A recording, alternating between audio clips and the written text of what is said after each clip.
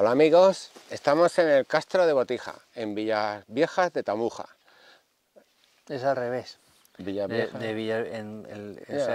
Sí, pero es que yo lo digo así, ¿sabes? Vale. Es que como tengo que promocionar Botija, Vale. me gusta... Bueno, pues nada. Me gusta que ese sea como un nombre más popular, ¿no? Yo entiendo que Villavieja de Tamuja es el nombre científico y es el nombre con lo que vosotros os referís a él.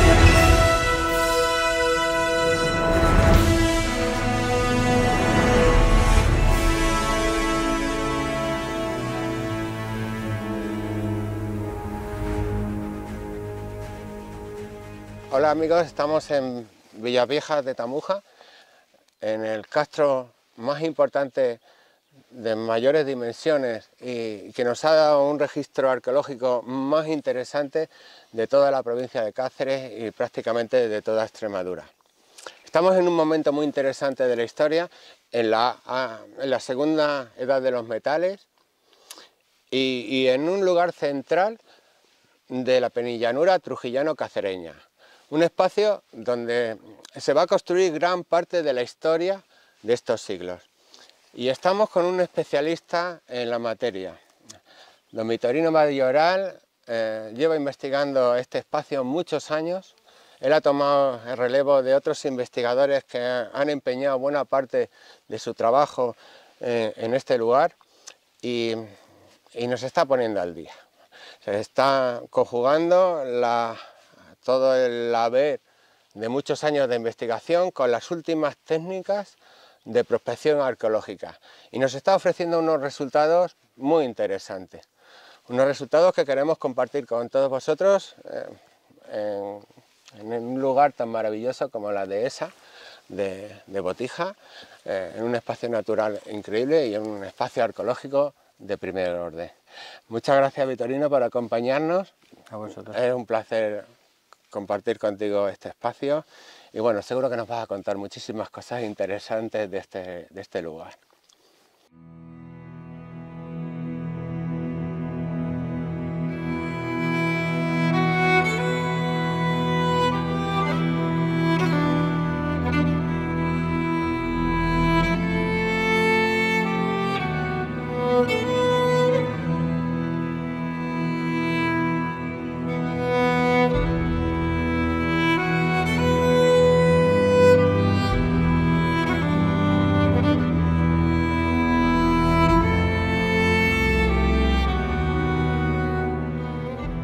Este territorio ya estaba ocupado por comunidades humanas mucho antes de que surja el asentamiento del Castro y especialmente durante la Edad del Cobre. En ese momento en toda esta zona surgen una serie de asentamientos grandes, algunos dotados de fortificaciones, como el Cerro de la Horca, que está aquí en Plasenzuela, que ha sido excavados y publicados, que bueno, permiten saber que había aquí comunidades de tipo aldeano que ocupaban el territorio pues mucho antes de que surja el castro. Y de hecho en el propio sitio donde luego se levantaría el castro pues han aparecido algunas piezas, hachas de piedra pulimentada y algunos materiales pero no propiamente un asentamiento. En el lugar donde se construyó el castro, previamente, que nosotros sepamos, quizá haya habido en el entorno algún asentamiento de la etapa justo anterior, de la primera edad del hierro, pero el momento en el que de verdad surge una población con entidad, con importancia, sería en torno al final del siglo V, en torno al año 400 a.C., que es un momento de cambio cultural importante que tradicionalmente consideramos como el momento que se da el tránsito a la segunda edad del hierro, que es una etapa con características muy diferentes respecto a la anterior en cuanto al poblamiento, las formas de vida, la economía y también las manifestaciones culturales. Entonces podemos decir de alguna manera que la ocupación del entorno de una manera estable comienza con los metales, ¿no? Según parece... Desde el final del Neolítico, el inicio del periodo calcolítico, ya tenemos aquí comunidades asentadas de manera estable. De manera estable, ¿no? Las primeras comunidades de tipo campesino, digamos.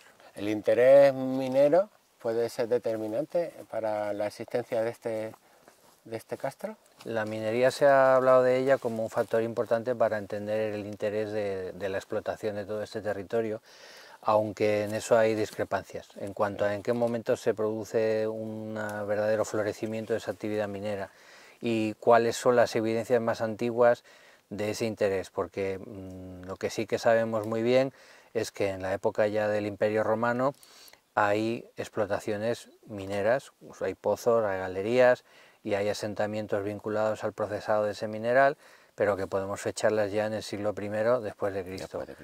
La discusión es si esto ya está ocurriendo antes y si esa actividad hipotéticamente anterior permite entender el interés por crear lo que sería la etapa de mayor desarrollo del castro.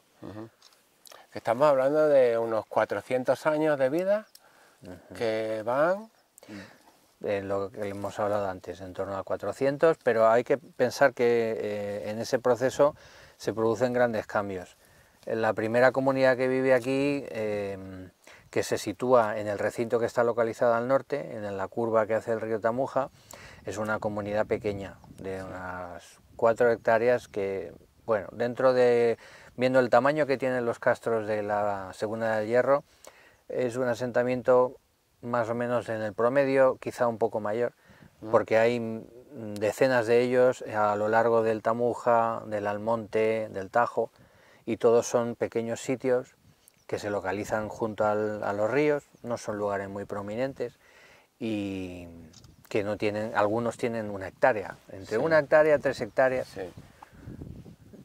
Y este otro recinto, el recinto que está más alejado del río, en principio sería más posterior, ¿no? Sí, o sea, ahí ese es el gran cambio, que en un momento dado, que podemos situar en torno al final del siglo del siglo II antes de Cristo, y eso ocurre en otros puntos de la Alta Extremadura. Encontramos asentamientos de mayores dimensiones, sus sistemas de murallas y defensas son más complejos, y algunos de ellos parece que empiezan a adquirir un papel más prominente, más destacado en la organización del territorio. Es decir, que si originalmente lo que tenemos es una red de pequeños castros, de hecho el propio término castro hace referencia a un asentamiento pequeño y que está en igualdad de condiciones respecto a sus castros vecinos.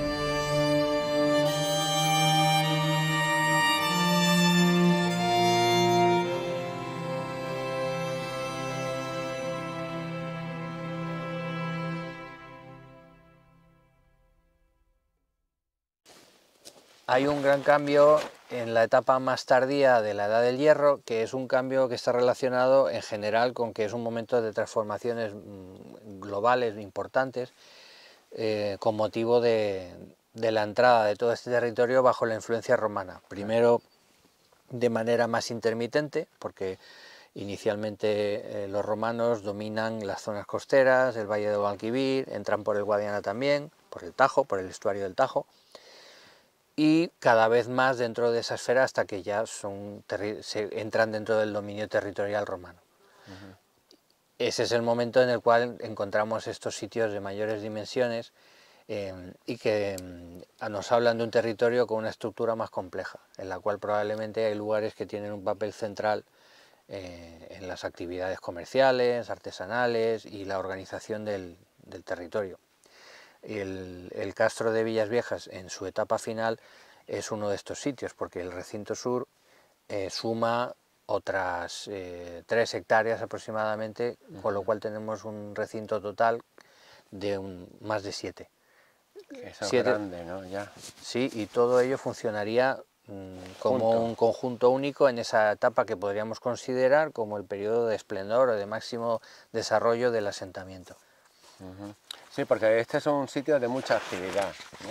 Este es un sitio donde hay gente, hay economía, hay vitalidad en general, ¿no?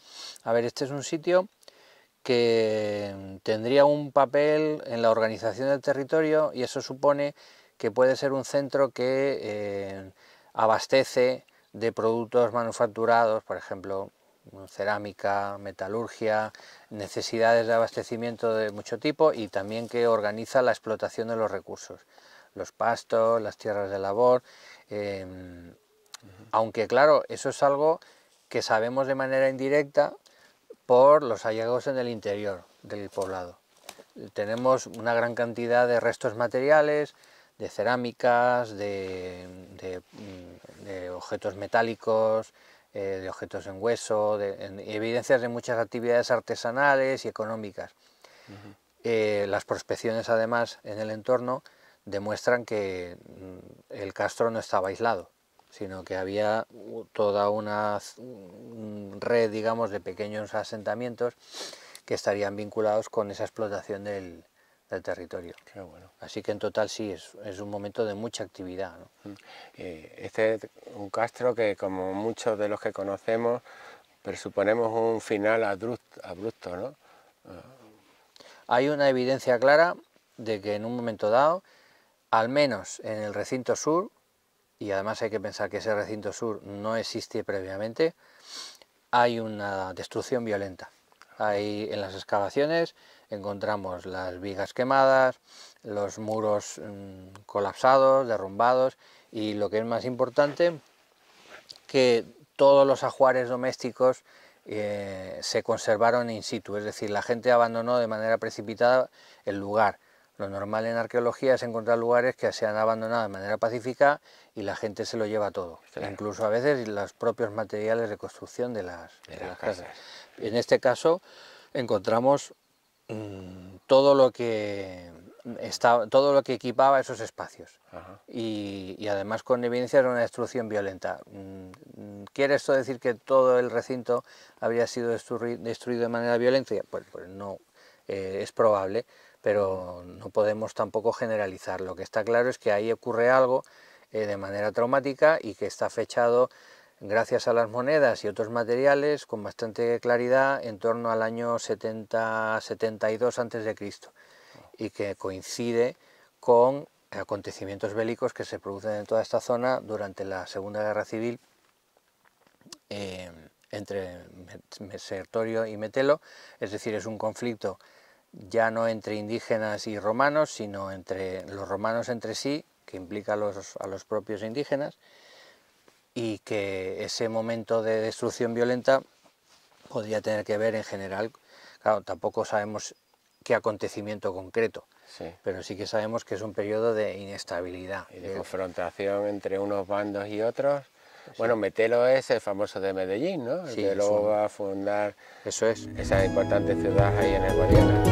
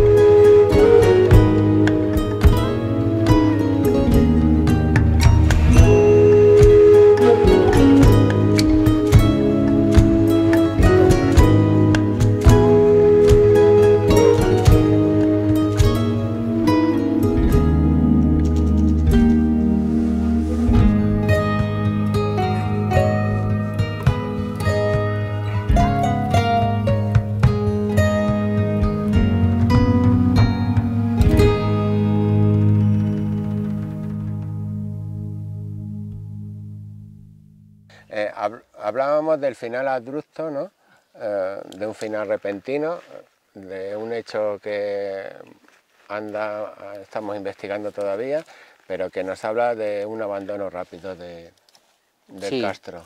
las excavaciones que se hicieron en 2019 y 20 ponen de manifiesto que en el recinto sur hay habitaciones que son destruidas de manera violenta, hay incendio, hay un derrumbe y luego hay un abandono de gran cantidad de materiales porque son abandonos precipitados. Eso para la arqueología siempre es bueno porque es como un momento ahí congelado en el tiempo, Sí. en el cual encontramos todos los ajuares. Hay cerámicas de almacenaje, hay también vajilla de mesa, también hay objetos de adorno personal, hay incluso algunos elementos de armamento que revelan que casi con bastante certeza la gente que habita en esas dependencias del castro pueden ser militares o que hay una presencia militar en el sitio en ese momento.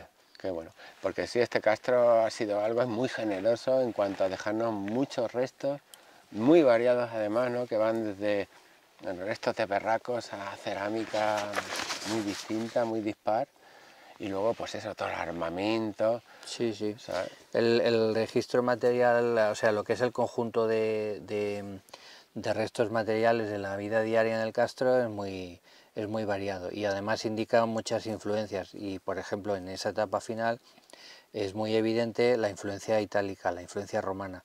Hay gran cantidad de ánforas de comercio de vino, hay vajilla fina de mesa, barniz negro y otras cerámicas de importación que vienen del Mediterráneo o también de zonas por ejemplo, del estuario del Tajo, de la zona occidental de la península, porque es un momento de dinamismo, de intercambio comercial y sobre todo de todo el tráfico de recursos que implica esa presencia militar romana.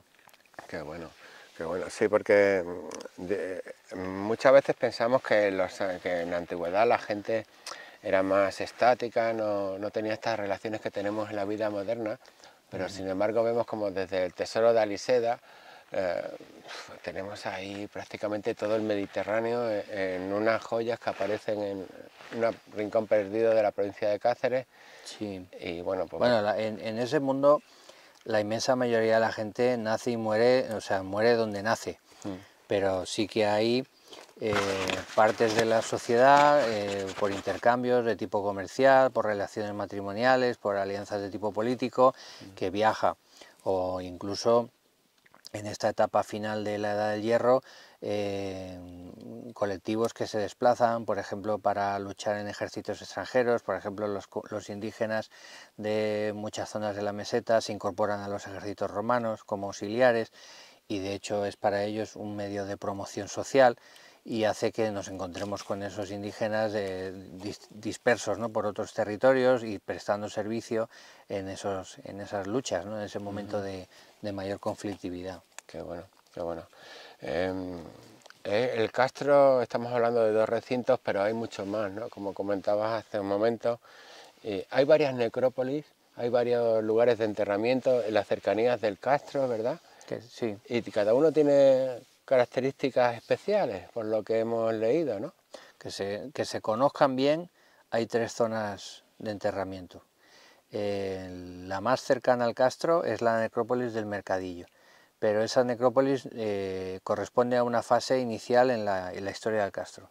Que nos estamos moviendo ahí en torno al siglo III antes de Cristo o algo antes.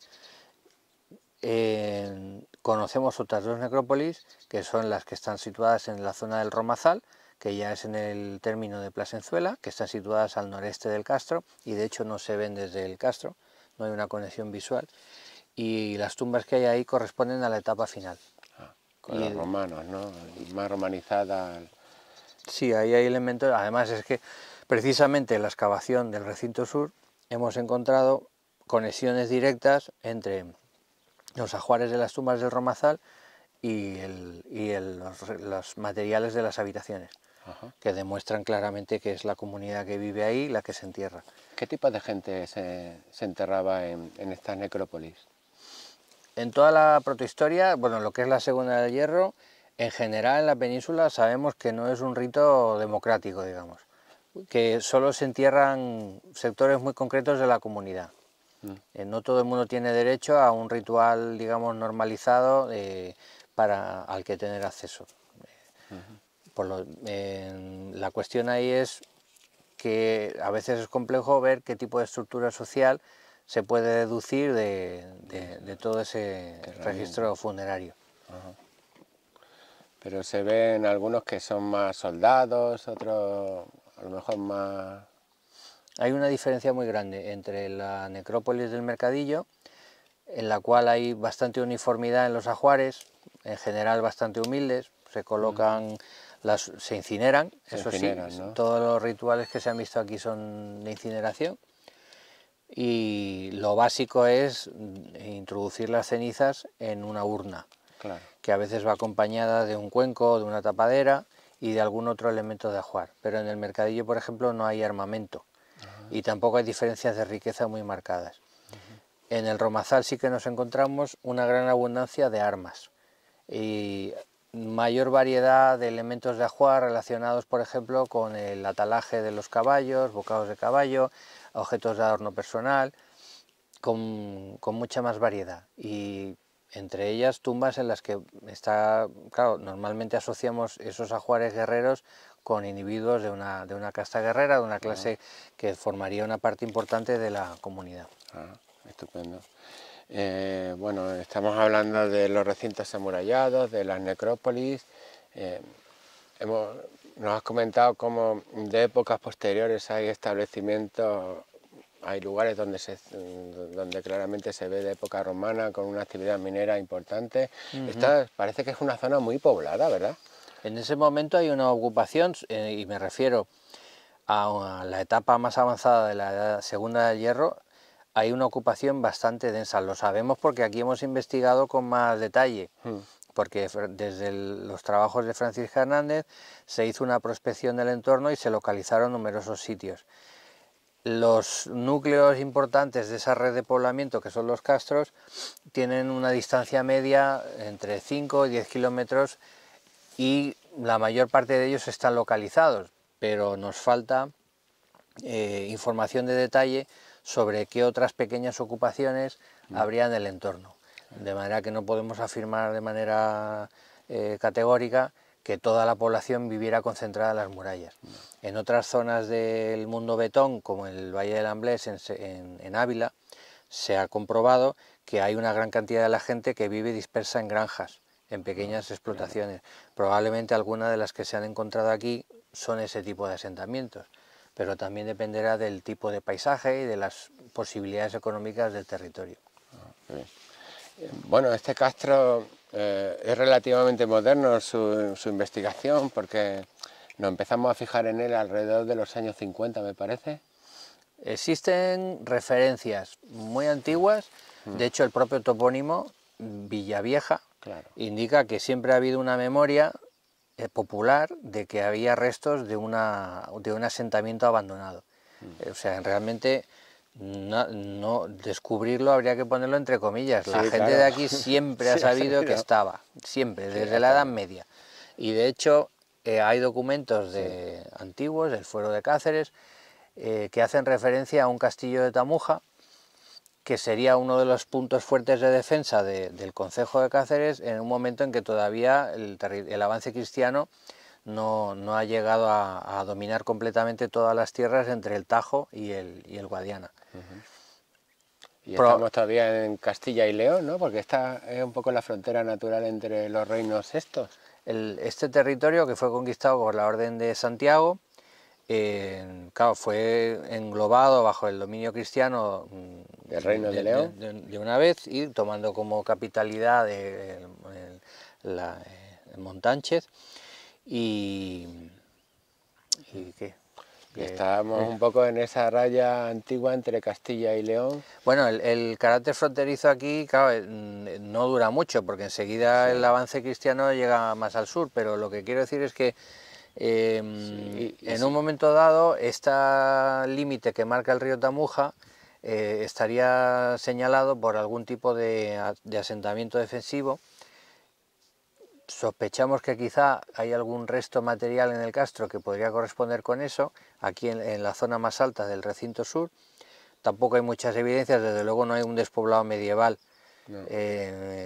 que no se han encontrado apenas materiales que puedan indicar una ocupación medieval, para nada, ¿no? Pero bueno, son los años 50 cuando nos arremangamos la camisa y decimos, Sí. aquí hay algo importante que investigar, ¿no? Hay eruditos y estudiosos de la provincia de Cáceres que empiezan a llamar la atención sobre la existencia aquí de un asentamiento importante, y en realidad, bueno, no es realmente es el momento más, el primer momento, porque a mediados del siglo XIX, cuando se están aprovechando las escoriales y las minas antiguas, se crea una pequeña compañía minera, y los ingenieros de minas que vienen aquí a esta zona para ocuparse de la explotación se dan cuenta de que hay restos antiguos.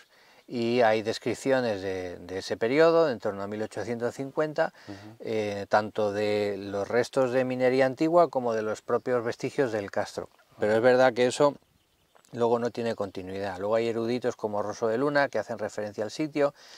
Es decir, ¿estuvo Romario aquí? Hay referencias del interés de Rosso de Luna sobre el estudio de este sitio, hay algunos datos recogidos por él. Y luego, ya a mediados de los años 50, digamos que ese interés cobra más impulso, pero no es hasta los años 60 cuando de verdad se inician los estudios sistemáticos. A finales de los 60, Francisca Hernández viene aquí comisionada para realizar su tesis doctoral y inicia las excavaciones. Y claro, ella es la que desarrolla la labor de investigación más prolongada aquí, porque desde el año 69 aproximadamente, que empiezan esos trabajos, hasta inicios de los 90 permanece de manera continuada aquí, excavando tanto en el poblado como en las diversas necrópolis. O sea que es una labor muy larga y que es un legado enorme que ha dejado. Muchos años, sí. Que además en su mayor parte ha sido publicado. Las memorias científicas de las necrópolis, tanto de las necrópolis como del poblado, han sido publicadas, y es una base de conocimiento muy, muy importante. Es un poco la época, digamos, de la arqueología antigua, ¿no? Después llegáis una serie de investigadores más modernos, ¿no? No, la arqueología que se ha hecho en España, pues durante toda, no sé, hasta, no sé, siempre. O sea, bueno, en los 80 se excavó en la necrópolis de Berzocana, por ejemplo, que con más de 100 tumbas, había tumbas de incineración y de cremación.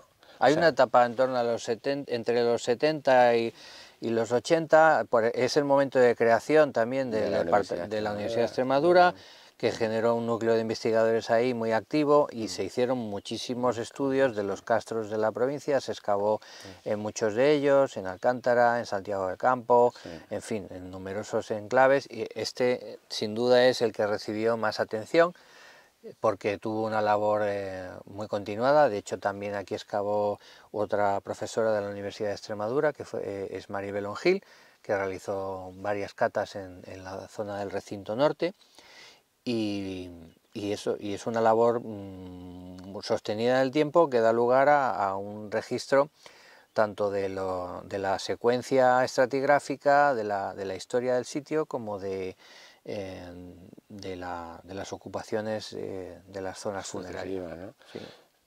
Pero no dejamos de investigar, ¿no? Porque aquí hay mucho que hacer.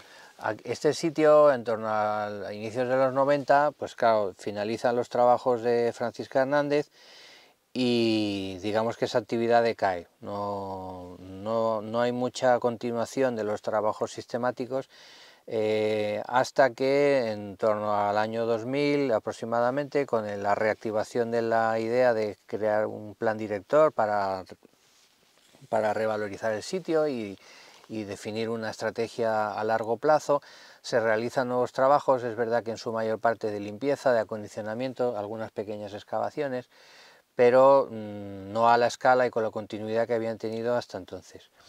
En ese impasse se consigue la declaración del sitio como bien de interés cultural, que es la figura que le da la máxima protección desde el punto de vista del patrimonio histórico a una zona arqueológica, algo que se consigue por el esfuerzo, la iniciativa del ayuntamiento, el empeño en llamar la atención sobre la importancia del yacimiento y la labor de la Dirección de Patrimonio, que es a la que le corresponde digamos, la custodia y la supervisión y el cuidado de que, es decir, el BIC, el Bien de Interés Cultural, no es una figura meramente simbólica, sino que es una calificación que implica una responsabilidad de un seguimiento de la conservación del sitio y de fomentar, sobre todo, evitar su daño y su deterioro. A partir de ese momento, como el Instituto de Arqueología ya había tenido, a través del tema del plan director, una cierta vinculación con el estudio del Castro, se plantea la posibilidad de realizar ensayos con una serie de sistemas de investigación arqueológica que en el Instituto estábamos apostando por ellos, que se centran sobre todo en el interés de sistemas no invasivos, tanto de teledetección como de prospección geofísica. ¿Y qué tal? Aquí habéis hecho de todo, ¿verdad? Han venido los mejores especialistas. La experiencia ha resultado muy buena, porque desde el primer día nos damos cuenta de que es un yacimiento en el cual el uso de estos métodos ofrece un gran rendimiento, una gran cantidad de resultados. Sí. Es decir, que podemos tener información muy detallada de todo el urbanismo, de la distribución de los edificios, de la organización interna, es decir, podemos hacer una radiografía integral del asentamiento. Maravilla. Que, claro, no reemplaza la excavación en muchos sentidos, porque necesitamos datos. En arqueología tenemos que orquestar diferentes fuentes de información. Claro. No nos vale con recurrir solo a una cosa. Y claro, el problema con la excavación es que es lenta y es costosa, y son 7 hectáreas, de las cuales en 40 años se había estudiado aproximadamente el 1,5%. ¿Cómo llegar a desvelar cómo es el resto del urbanismo de todo este gran asentamiento? Ahí entran en juego esos métodos, que con un coste más reducido y sobre todo una gran capacidad de abarcar zonas muy amplias, nos daba una información bastante valiosa y de muy buena calidad.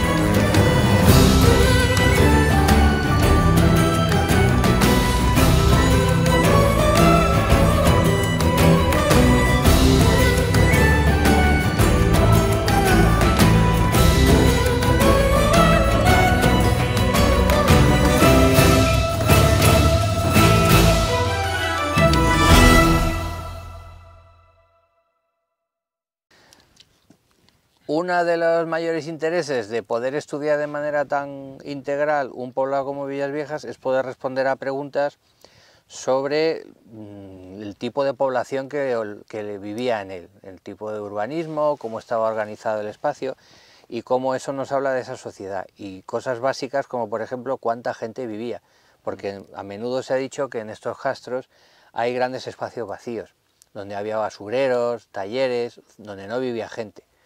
Sin embargo, por ejemplo, en este caso hemos podido demostrar con esos sistemas que la gran mayoría de la zona cerrada por las murallas está ocupada por viviendas, por construcciones. A partir de eso podemos hacer un cálculo más fiable de cuánta gente vivía realmente, porque sabemos ya con certeza dónde no hay construcciones, mientras que en el otro caso tendríamos que deducir o especular. Y esas cifras, claro, son siempre estimaciones, pero obviamente son más fiables si tenemos cuantos más datos, más ajustadas serán. Y con esos parámetros, pues aquí se ha hablado de poblaciones en torno a los 2000 habitantes. Bueno. En esto hay controversia también, porque hay métodos de cálculo distintos y sobre todo hay especialistas que han usado más la evidencia de las tumbas, o usando analogías con otras culturas o con otros contextos. De manera que hay cálculos que son más conservadores que otros, pero en general los datos con los que contamos aquí permiten hablar de poblaciones que no eran demasiado grandes. Desde luego dentro de los recintos, ¿no? Dentro de los recintos, claro. Sí, porque a lo mejor había poblamientos que vivían y trabajaban cerca de su tajo, ¿no? Eso también lo complica, claro. Por eso es importante estudiar el territorio, porque si todo el mundo está concentrado en el poblado, no es lo mismo que si la sociedad, la comunidad que controla este territorio está dispersa en múltiples granjas, alquerías o pequeños asentamientos. Los yacimientos que se han detectado alrededor, claro, estamos hablando de un radio de 1 kilómetro aproximadamente. Nos falta todavía mucho que hacer para conocer con verdadero detalle cómo era, digamos, el paisaje humano. Esto es como la geografía humana. O sea, las preguntas que nos hacemos en arqueología son las mismas que se hace un geógrafo cuando ve un territorio y piensa el hábitat está concentrado o no, las explotaciones, cómo se distribuyen, cómo es esa presencia humana en el paisaje. Claro. Hasta hace poco tiempo en Extremadura tenemos la experiencia de que había mucha más gente viviendo en los campos que en los pueblos. Porque, claro, la gente estaba cerca de su trabajo, cerca de su tajo, y claro, tenía que no solo trabajar, sino también defenderlo, y su presencia era indispensable, ¿no? Y bueno, pues quizás sea un modelo que también se puede extrapolar. Claro, en el siglo XX, en torno a los años 60, la renovación en los estudios de geografía y también en arqueología empezó a plantear esas preguntas. La gente que vive en los asentamientos, y hablemos no solo de la Edad del Hierro, sino en general del pasado anterior al mundo industrial, se desplaza para explotar su territorio, ¿qué capacidad tienen para captar recursos alrededor? Y ahí se han usado modelos de la geografía y de la etnografía para decir, bueno, las comunidades campesinas, ¿cuántas horas se desplaza la gente para llegar a los campos? Claro. ¿Qué capacidad tienen para ir y volver en el día? O si por el contrario son sistemas de ocupación que se basan más en la dispersión, ¿no? Claro. Y eso en el propio territorio de España como país mediterráneo lo podemos ver, que hay regiones en las que el poblamiento rural es muy disperso y en otras en cambio es muy concentrado. Claro, en Galicia por ejemplo se tiende a eso, pequeñas parroquias que llaman ellos, que son núcleos a lo mejor de 100, 150 personas, o mucho, y bueno, aquí el despoblamiento general de Extremadura en los últimos años nos hace muy difícil ver un poco eso, pero bueno, tenemos esa experiencia y ese recuerdo de nuestros mayores en zonas como los Ibores, donde en un término municipal como Castañar nos podemos encontrar hasta 6 o 7 poblamientos diseminados. La idea del campo como un sitio desierto es fruto del despoblamiento. De hecho, si te vas al pasado más reciente aquí en Extremadura, de los años 30-40, la densidad de ocupación del campo había mucha más gente en todas partes. Sí, había mucha más gente en todas partes. Y por lo tanto, precisamente otro de los intereses de este estudio es ver esta dehesa, cuál es su historia, porque claro, habitualmente cuando hablamos de la dehesa nos quedamos en la Edad Media, y entre la Edad Media y el origen de lo que es la modificación de este paisaje hay miles de años.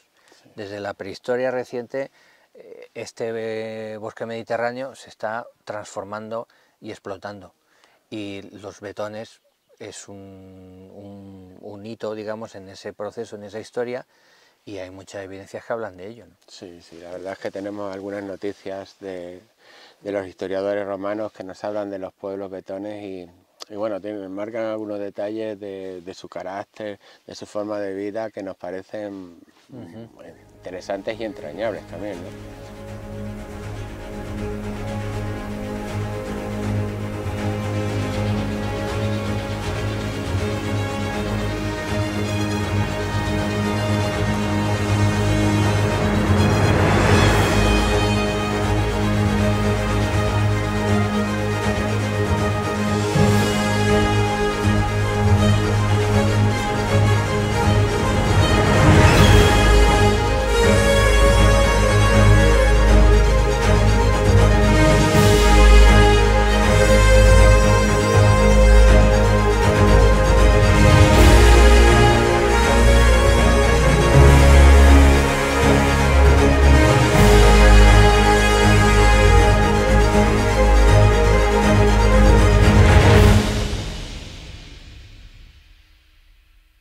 Las casas se construían de adobe, de tierra, aunque tenían un zócalo de pizarras, de piedra, y las cubiertas eran vegetales.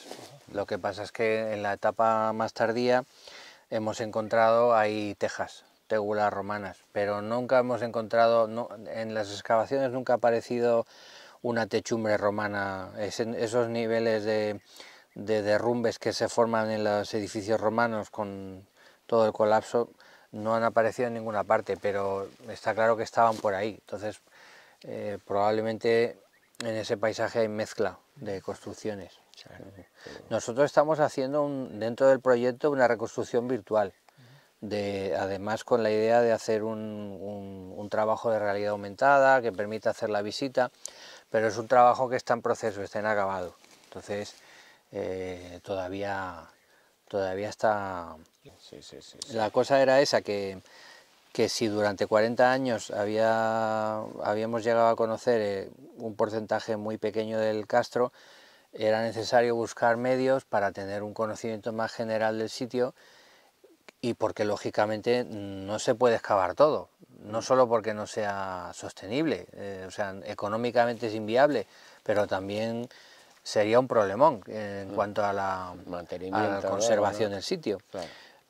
Entonces, para resolver esa cuestión, una alternativa interesante son otros métodos de investigación en arqueología, que lo que permiten es conseguir datos sobre lo que hay bajo el suelo sin necesidad de excavarlo.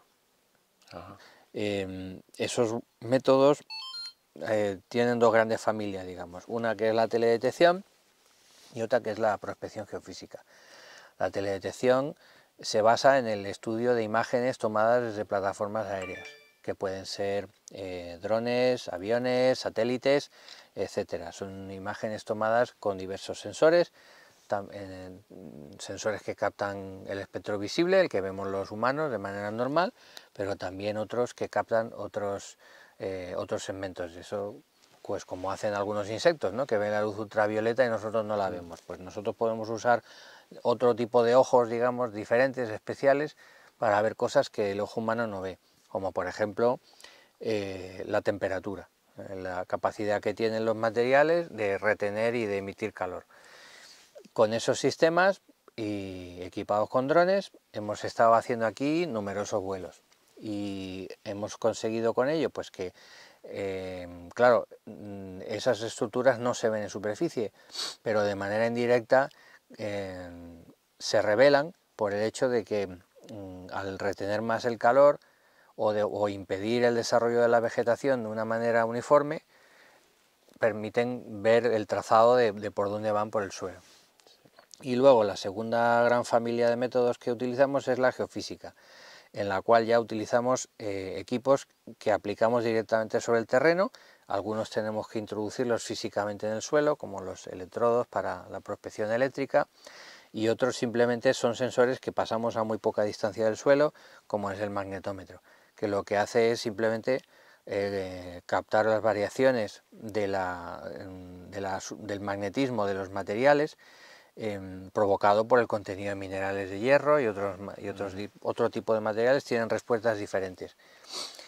O el georradar, que lo que hace es lo mismo que un radar emite señales al espacio aéreo para que rebotan con los objetos y nos permiten localizarlos, lo hacemos igual pero proyectado contra el suelo y vemos cómo se propagan esas ondas y cómo tropiezan, digamos, con diferentes materiales o estructuras.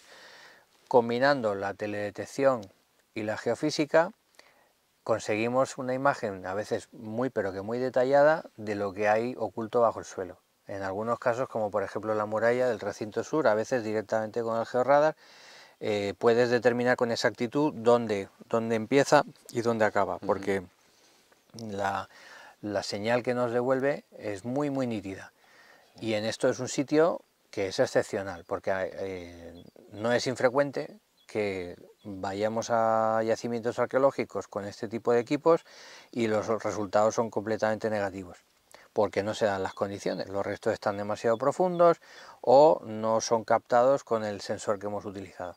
A veces pasas un aparato pensando que vas a encontrar ahí una gran cantidad de señales, de estructuras, que sabes que están ahí, pero no las ves. Por eso hay que recurrir a una batería combinada de diferentes métodos. Desde 2017 estamos trabajando en eso aquí, combinando esos métodos y analizando los resultados. Y poco a poco lo que nos van permitiendo es reconstruir ese paisaje urbano con mucho detalle, por dónde iban las calles, qué tipo de construcciones había, si había espacios abiertos o no, y ir viendo, digamos, esa radiografía completa del sitio. E incluso dónde excavar luego, hacer una intervención física, porque a lo mejor esos datos nos revelan que un sitio es más importante y que merece la pena a lo mejor un esfuerzo de excavación física, ¿no? Claro, es una herramienta de investigación muy potente, pero también de gestión, porque con toda esa información podemos planear el futuro del sitio, decidir qué cosas son de mayor interés y qué cosas pueden ser más urgentes de documentar.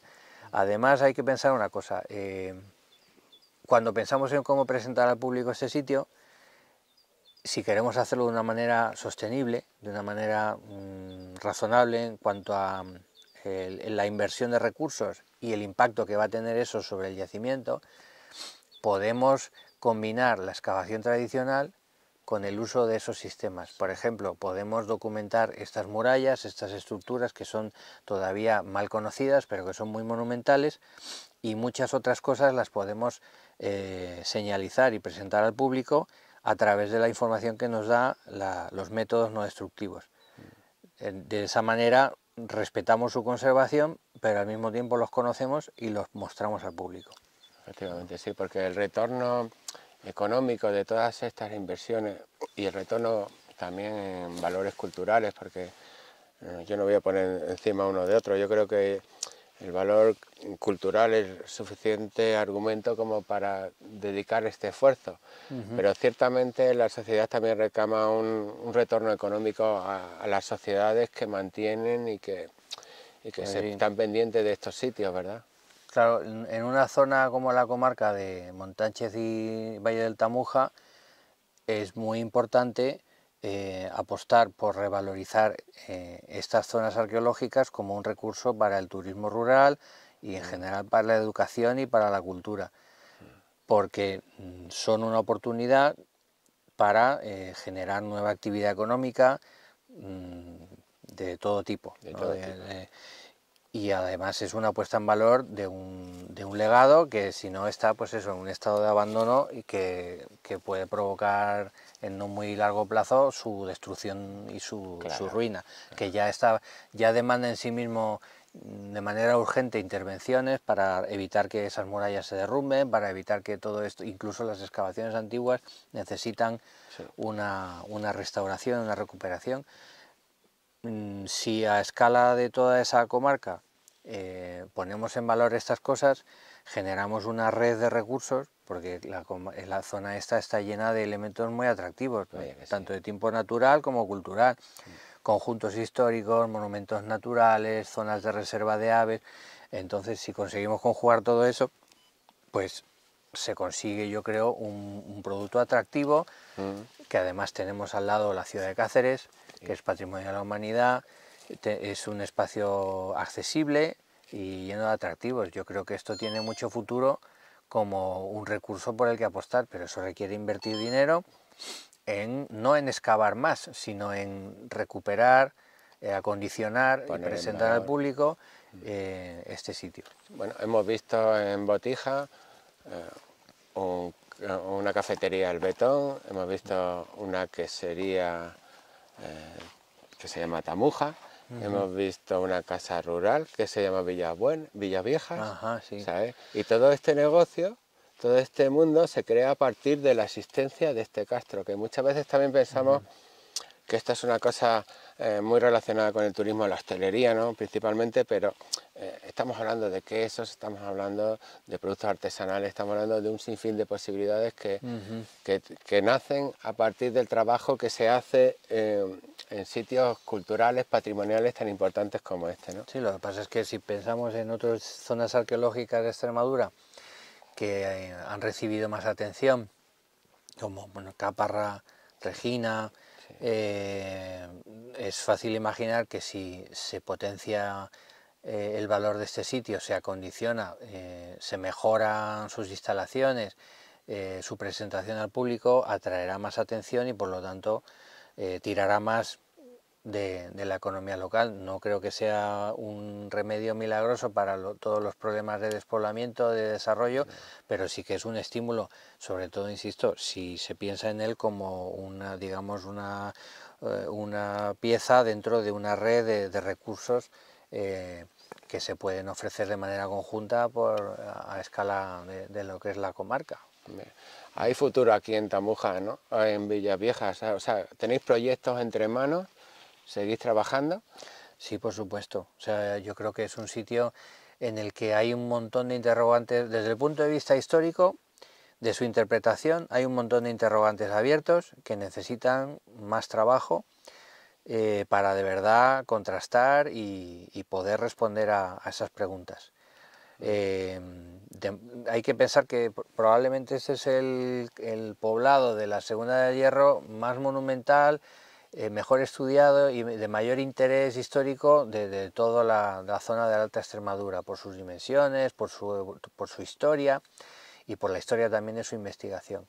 Y desde el punto de vista patrimonial tiene un potencial aún por desarrollar, porque no solo es recuperar y ofrecer al público una lectura de todo lo que se ha hecho, sino también de entender el paisaje cultural de esta dehesa boyal de Botija en su conjunto, no solo con el castro y la ocupación de la del Hierro, sino con lo que ha sido la evolución de este paisaje a través de la historia, porque en el entorno hay otros elementos de interés, etnográfico, histórico, que están muy conectados con esa historia. Y la Segunda del Hierro es un periodo, digamos, mucho más doméstico, anicónico, no hay iconografía apenas, los verracos es de las pocas representaciones figuradas, es un mundo geométrico, ¿no? De las cerámicas, las decoraciones, no hay esa iconografía tan rica y desde luego no hay esas demostraciones de diferenciación social tan marcadas. La necrópolis del Mercadillo, por ejemplo, pues eso, no tiene armas. Y solo en las etapas finales hay esos elementos. Es un mundo muy doméstico. Acabamos con la sensación de que nos quedan muchas cosas que aprender, de que tenemos que volver una y mil veces a Botija a encontrarnos con este lugar lleno de sensaciones, lleno de una experiencia que hay que vivir en primera persona y seguro que nos volvemos a ver en otra. Seguro que volvemos a hacer un Villavieja de Tamuja 2 con nuevos descubrimientos, con nuevos datos, con nuevos restos que nos ayuden a comprender mejor qué es lo que ocurría aquí hace prácticamente 2500 años, ¿no? Muchas gracias por estos momentos que hemos tenido que nos han parecido... Bienvenidos todos, que hemos estado aquí aguantando, que salgamos también todos aquí en el plano este. Bienvenidos, vente tú también. Aquí el equipo de producción. Aquí el ingeniero de sonido, foto fija, ayudante de producción, todo el equipo aquí.